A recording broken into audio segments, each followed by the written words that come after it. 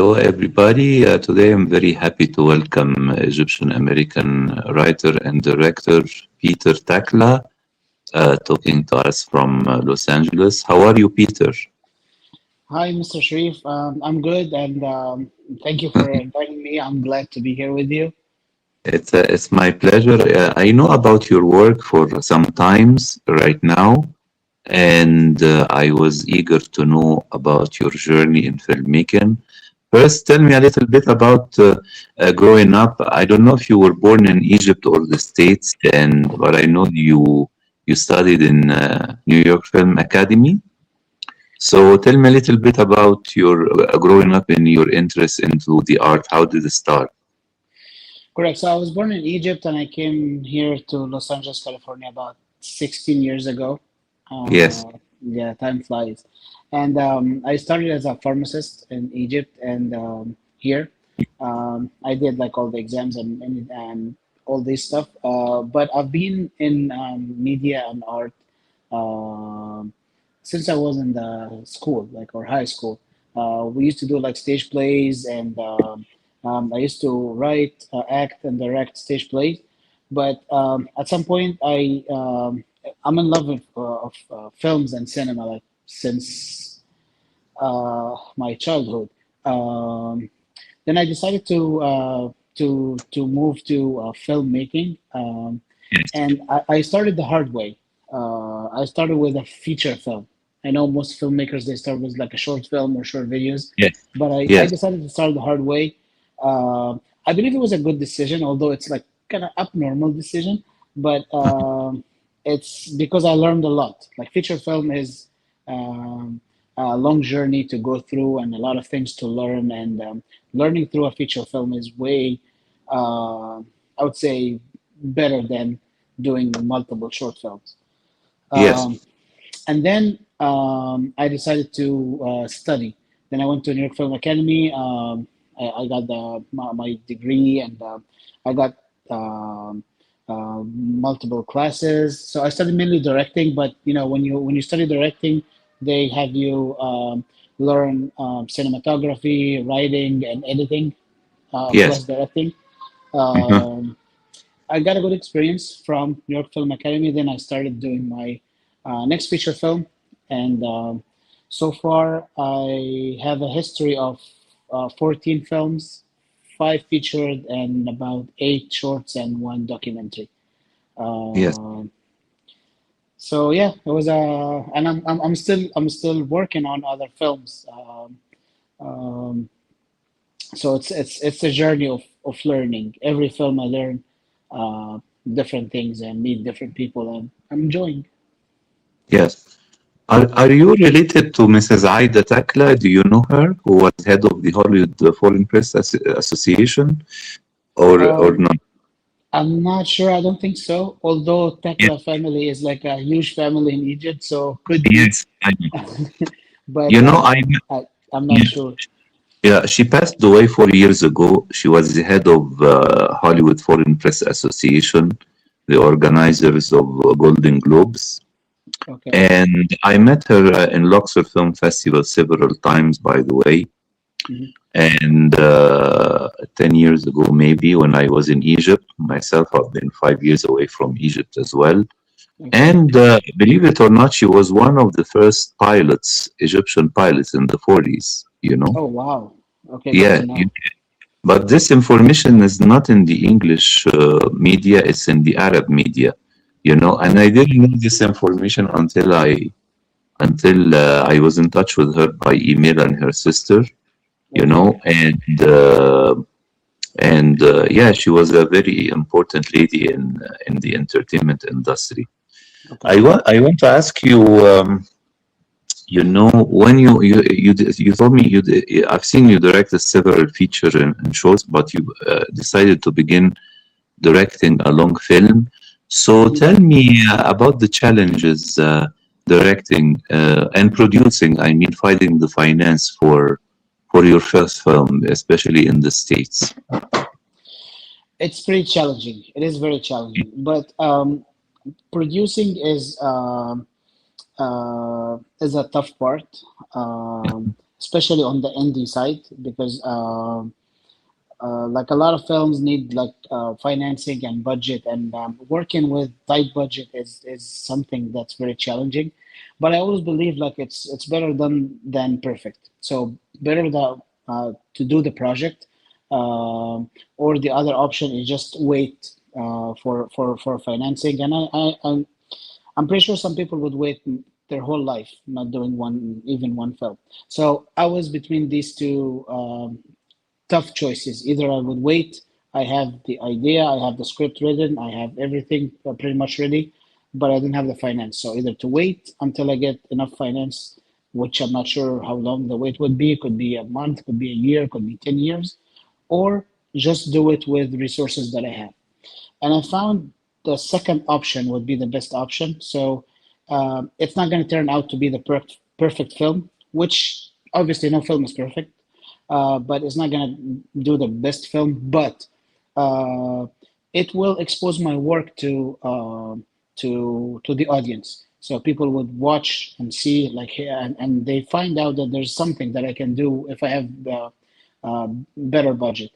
And this is how it started. So I started self-funding my films, and now I have people are trusting my vision, trusting what I'm doing, and then they invest in my films. Um, so it is a challenge, but it shouldn't stop us. The funding part. So your first film was The Last Turn, correct? The Last Turn was my first film. Yes. Yes, it was made 5 years ago. I Correct. remember, did we screen it in Hope Film Festival with Fadi as well, with Fadi Lawand, or this was the following film? No, that was the film was screened with Fed. Yes, on Hope Film Yes. Festival in Europe, and Yes, yeah, yes. Uh, for the viewers, I want you to tell us a little bit about the subject of the film. And half of the ways producing the film, but tell me about distribution and festival later. What did you do? But first, I want to know about the subject of the film. What did you try to tackle in this film? the Last Turn film or the Yes, most last recent one. turn. Last Okay, turn. Last Turn film was my start, my very beginning film. So the tackle is I was trying to discuss the struggle of the kids when their parents are constantly fighting at home, and it's basically what leads to a divorce. But I mean the step before they decide to divorce. So I had this family in the story that they are fighting all the time, and they are um, in some cases involves like gun using, and the effect of this daily fights on their kids. um, so I wanted to deliver a message that these fights are very harmful to the kids, and it might result in one of the kids decided to commit suicide because of his daily life with his parents. um, that was the main message, and I did it through an action drama story. Involved some police cars and some chases and that stuff, just to put the dramatic side. So audience would get involved with the story, and at the end they get the message delivered to them. So Yes. I'm not sure. I was just talking and I'm not sure what No, happened. no, So no. I start from the question I asked you. We got the first part about the subject of the film. Right now, I was asking you about your distribution plan. You wanted to go to festivals. You wanted to find a network to sell the rights to. What was your plan? sure. So the plan for the last term is doing a premiere. So uh, the good thing about filming in the United States or distributing in the United States is that there's a category that they give you an option for an indie film. So you can go to the theater and rent a theater and just have your film there, as long as the film meets the criteria for the film projector. Which I really hope that we have the same thing in Middle East. We would see a lot of good films on the independent side. So this is what I did. I approached theaters, local theaters here in Los Angeles, and we did 8 successful shows. And the first couple of days, we had a full house, sold out, and that was an amazing thing for first-time filmmakers. Um, then I approached film festivals through. There are multiple ways to approach film festivals, but the main one is a platform called Film Freeway that filmmakers. It's a bridge between filmmakers and film festivals. So I submitted to multiple festivals, and then I got some recognition, got some awards for the film as a first-time filmmaker, and we approached some sales agents. This is another thing, and they got us some pretty good, decent deals for a first film. So the film was on Amazon Prime and Tubi's, a couple channels, very popular here in the United States. So the film got pretty good exposure. The next film got way better than that. So we approached airlines. So the next film called Husband for Sale, it's a comedy film, got distributed on major airlines of the Middle East, Emirates, Qatar, Royal Jordanian, and Saudi Airlines, and Turkish Airways.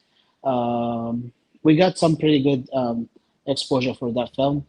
And 40 Days, which is my most recent film, got way more than that, went all over the world for uh, uh, multiple festivals, and we got multiple awards. And we are working with some distribution deals, but since it's considered to be a brand new film, so Yeah. yeah, it would take some time to get to the world. Yes. And it is accepted in Luxor Film Festival, in Egypt, Yep. and I This is a hope. very, very good step that I'm so proud of, and that was one of my dreams. Is that since I was born Egyptian, I'm Egyptian American. So one of my dreams is to make a film in the United States and screen it in Egypt, and it's happening right now through Yes. Luxor African Film Festival. Congratulations. Yes, Thank you, Mabruk. thank you so much. Congratulations. Yes, but in this film, there are two important elements. First, star Hussam Dagher, who basically he lives in Egypt. He's not an Egyptian American Mhm. like your previous films.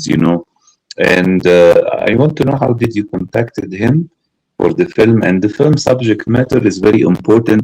It's about clandestine immigration, and I know about it a lot Mhm. because I'm in Ecuador, and I know a lot of Yeah. people here from around us in Latin America. They try to walk, from South America to Central America to the Mexican border, Mhm. and it's a very dangerous route, full of, sicarios and mobs and I don't know what. So tell me about Hossein being cast in the film, and how did you make your research into bringing this to the screen? Okay, so before I started filming this particular film, I did a lot of research, and there are some stories that when you hear about, you feel like, hey, this should be a film, and this is one of them. I spoke to about at least 25 people who went through this journey from different parts of the world, not only from Egypt, and I figured out that it's happening. It's been happening for a long time, not just recent. Recently, yes, the media, we had a lot of media attention about this thing, but I spoke to an Indian guy. He told me this has been happening for 100 years to the United States. So I got a lot of research. I talked to a lot of people, and I heard a lot of stories. There are some stories are even way worse than the ones we put in the film. Like, there are some stories that you really cannot put in a film that would be like so heartbreaking. So I got multiple stories from people who went through the journey. Everything we put in the film is based on an actual true story, and we did like the dramatic part and like the connections together to make like a full dramatic story.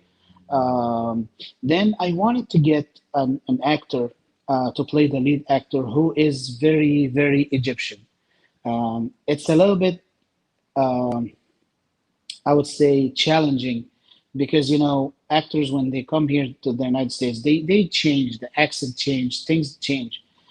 So I wanted to get 100% Egyptian actor. So um, I was looking for actors, and I came by Hussam. Hussam Dagher. He's so talented. He played the role very well. He believed in the story, and this is the most important thing. So it's not like a like an acting job. It's someone who would believe in the story, and he did. Approached him, sent him the script, and he loved it so much. And then we got the connection. We made like the production company made all the logistics and the contracts and transportation and everything.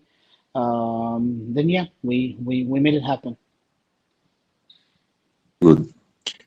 I wanted to ask you about something. Know like you, many uh, artists from Egypt and the Arab world. Mhm. Self, you studied and started to work in the industry in the States, but I know as well some actors who try to venture into acting. They already did some work in Egypt and they moved to LA and Hollywood, and they try to find an agent, find some work. Some of them succeeded, some of them didn't. For instance, if you are familiar, he's a good friend of mine, Mohammed Karim. He Yeah, I know. he came to the States and did, I think, a couple of films with Nicolas Cage. And I remember I interviewed him in Egypt Today, the magazine where I used to work. Mhm. And I told him because he did some films and television series in Egypt, then did a program on the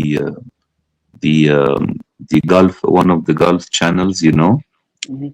I think it was one of these talent shows. And then he started to get opportunities in the States, and he did two films with Nicolas Cage. And I think the you know the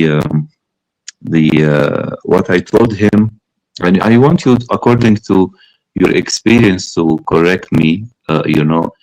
I told him as an actor, if you want to be succeed in Hollywood in the States, I think you should move there and settle there. Because the two industries between the States and Egypt are quite different.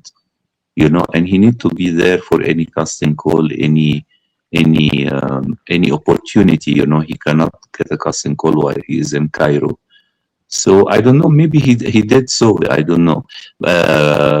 So tell me, according your experience, this that's what a good advice or not? Well, it is absolutely a good advice because if you want to be uh, at Hollywood or like acting with these Hmm. big stars, you need to be next to them. Yes. And you need to learn how they work. You Hmm. mentioned, and you're correct about that, that the way they work is way different than the way Yes. in the Middle East. Yes. So it's the same concept because art is Hmm. art, filmmaking is filmmaking, but it's different the procedure. So Hmm. it, if you need to be next to them or work with, if you need to work with them, you need to be next to them. You need to understand how they think, understand the way they work, understand the terms because the terms are totally different for the same thing. So the same concept, the same shot, the same. There are different terms in filmmaking here in LA versus in the Middle East or Egypt. Hmm. But it's always good to be available for casting because sometimes, which happens a lot, sometimes they need casting immediately. Sometimes they need auditions immediately. So you need to make yourself available for casting or auditions. Or if you are working behind the camera, so you need to be available, showing your work, showing your experience, because in some Hmm. cases they ask about US experience, Hmm. not only like global or worldwide experience or international experience. So Yes. yes, it was a very good advice, and I think he's doing good. Yes. Uh, yeah, I think he's doing very good. I'm watching him on news, and I met him in one of the festivals here, and he was a speaker there. Yes. So yeah, he's doing good. Yes. The reason why I told him this advice because I interviewed for Egypt Today magazine once, Omar Sharif, before he passed away. And I asked him a lot because, Omar Sharif left Egypt, after he got Lawrence of Arabia and Dr. Zhivago. And of course, the reason why he left, because at the time it was difficult for an Egyptian artist to travel abroad because you needed to get a permission from what we call in our country in the 50s and the 60s, مجمع التحرير, Okay. At the Yeah, very time. old school. So I remember him telling me in the interview, well, he got cast in Lawrence of Arabia. Then after the film, he started to get more opportunities. And when he was about to travel, you know, they used to tell him, get us a permission beside the visa as well, the permission from El Mugamma, which, like a exit visa, if we can call it in English like this, or exit permission from Egypt. So he told me that I decided to leave because they used to do this restriction, because of women. They don't want women to travel, and he said, "I'm not a belly dancer," huh? And so I'm a man and I don't need the permission to. That's why he left basically, and he got later Dr. Zhivago, and of course, he did funny girl with Barbara Streisand, and they attacked him because, of course, she was like an American Jewish actress, and during the 1967, war and stuff like that. Okay, in Egypt. So that was a story, I knew, and I think Muhammad will be very successful, and maybe a lot of actors, and artists, But right now I want to ask the reverse question. A lot of like yourself, either a filmmaker behind the camera or an artist, who like yourself migrated or they were born in the States to an Egyptian or Arab American family. They want to go and work in Egypt. Okay, they want to bring their background and Experience. professionality, their experience there. So, what are the difficulties that somebody like you from your generation trying to work in Egypt? What are the stumbling blocks? I don't see there are blocks. It's maybe the process, or maybe that. Um, to be honest, Egypt has a lot of talented actors and directors, but maybe they are the type of industry that it's or the market, the type of market that controls who would work and who wouldn't. Maybe if these aspects of the market change or be more flexible, like for example, as I mentioned earlier, the concept of having a film screened in Egypt, it has to be approved through an entity, either a film festival or like a distribution entity, which is there are like only a few of them. Otherwise, there's no space for indie films. You cannot go to a theater and just rent a theater room and screen your indie film. Uh, Yes, I like to explain that, for instance, in the States, because I was in New York, Los Angeles, and and okay. and in different parts of the states, you have independent theaters. Example like IFC, like the Egyptian theater in Hollywood, many theaters like that. They are not necessarily multiplexes controlled by the big Hollywood studios. And Correct. so independent films like yourself can get a theatrical release, and this will give them a boost, Mhm. for distributing the film digitally on platform, right? Right, and even in the US, even the high-end theaters like AMC or Regal, they are Uh-huh. very well known. They can they accept independent films. I have screened one of my films in Regal theaters, and I was Yes. almost getting another deal with AMC. But the thing is that the whole concept about the indie films is not it's not really available in Egypt, or maybe it is, Yes. but for a smaller scale. But if they open it, for larger scale, we will see like a lot of filmmakers, directors, and even producers and actors from all over the world, not only from here from United States, from all over the world, and they are Egyptian and they love going back to Egypt. And this, again, as I mentioned, it was like one of my dreams, because I'm Egyptian at the end of the day. So one of my dreams is to screen one of my films in Egypt. It's like, you're going to your family or your people, and hey, just show them like, hey, look what I did when I went to the United States, and I'm coming back with something to you. So it's, I Yeah. would say, a lot of talents will be very useful if they've been used properly in Egypt or the Middle Yes. East. Plus the experience, we get a lot of experience here. We get exposed to different things, and we get a lot of struggles that we were able to manage. So this would help transferring our experience to the Egyptian community. Yes, I will tell you what, in the 90s, I started to work in distribution of American films in Egypt. So if you know Metro Cinema, my office was upstairs, and Wow. we used to distribute Universal, Metro Golden Mayer, and you have a charge. We used to distribute Sorry. Universal and Metro Golden Mayer and Paramount and United Artists in Metro. And I Okay. also worked in the other office of Fox and Warner.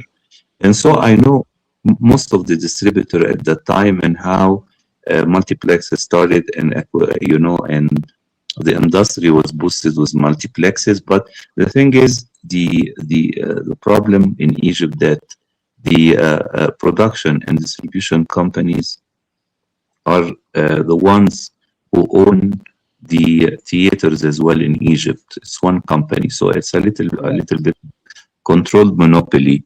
So it's very difficult. Let's say you have a film, you want to screen it in Egypt, and you didn't get them at the first place in the production process.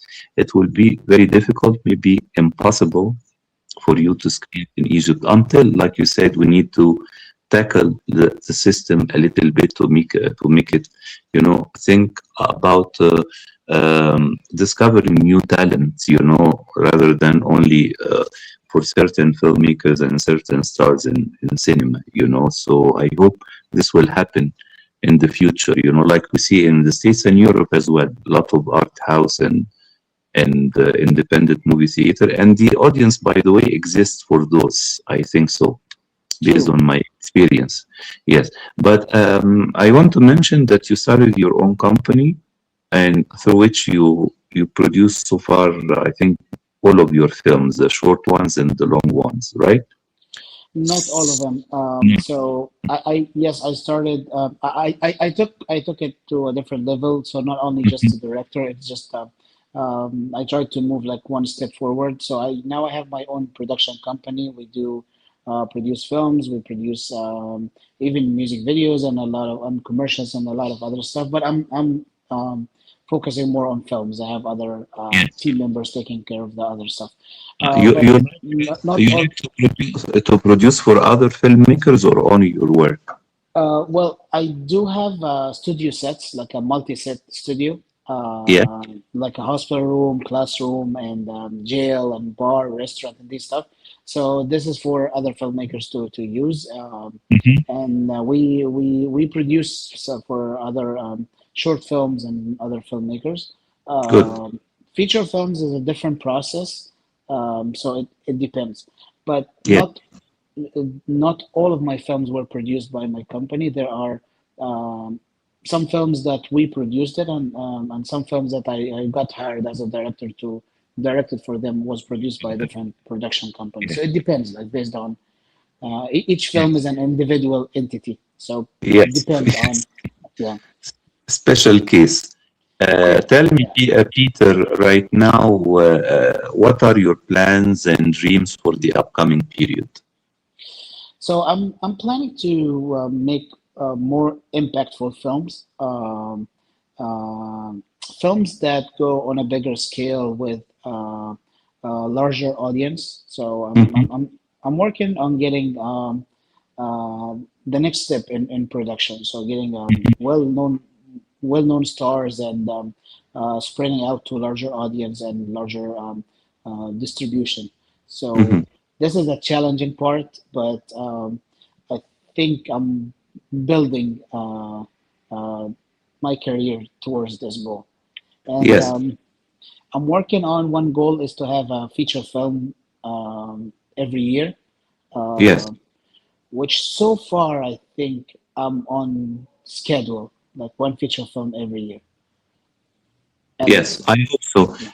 Yes, and I hope here in Ecuador, it's a very nice scenery if you like to shoot here. It's very safe, than other countries. And I don't know if you know this information. They shot here many American films and television series, and they shot here. If you have seen Proof of Life with Russell Crowe and Meg Ryan, it took place in Colombia, but it was shot here in Ecuador. Because of course the topography is the same. Okay. Oh, yeah, that's good to know. That's good to know. I will look that up. So, in order for this, for especially for a 40 days film, there are some scenes that supposedly to be in Colombia, but I found some places that are considered Similar. to be similar in Los Angeles, Yeah. which it's No. we're South America and California was part of Mexico at some point, so we're kind of very close scenery to Yeah. Colombia. But yeah, why not? Maybe Ecuador would provide more Here, flexibility than yeah. filming in the United States. Here I'm trying to develop a relation with Mhm. the cultural house, we call it here, Casa de Cultura. We try to screen some films and also for universities teaching film and TV here. And I hope someday you can invite you for a lecture for the young people here. Sure, I would love to. That would be my full pleasure. Yes, okay. Peter, I want to thank you very much for the live, and I hope when you have a new project, you come and promote it here again on my channel. And next time I'm in LA, I'm gonna come to see you, and hopefully we can do another interview at your office or inside your studio. That, first of all, thank you so much for inviting me, and that would be an amazing opportunity to meet you face to face. And of course, whenever you come to LA, do not hesitate to reach out, and Sure, you will be more than welcome. We will see you and show you the office, and looking forward to have more episodes with you in the future. sure. And Likewise, I, we are in touch.